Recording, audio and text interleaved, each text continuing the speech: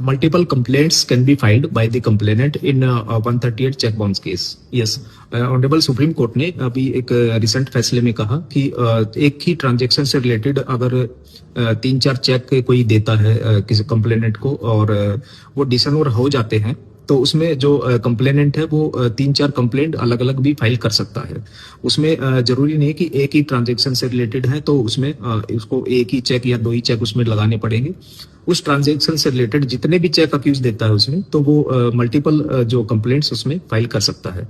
आपको वीडियो अच्छी लगे लाइक करिए, इंस्टाग्राम, यूट्यूब, फेसबुक पे फॉलो करिए। Thank you.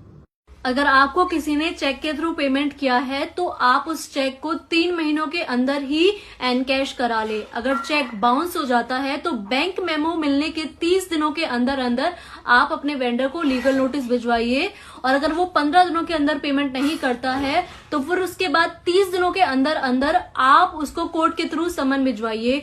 डॉक्यूमेंट में आपको चाहिए होगा प्रूफ ऑफ लायबिलिटी, यानी कि आपका बिल या invoice, bank memo, delivery of notice का प्रूफ। और हेलो फ्रेंड्स, आज हम बात करेंगे नेगोशिएबल इंस्ट्रूमेंट 138 के बारे में।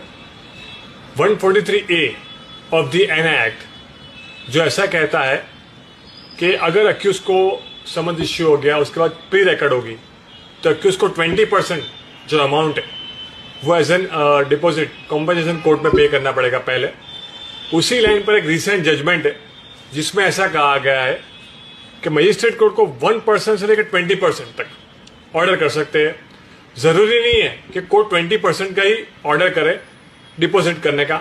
उसी लाइन पर एक अगला जजमेंट है जो आप देख सकते हो।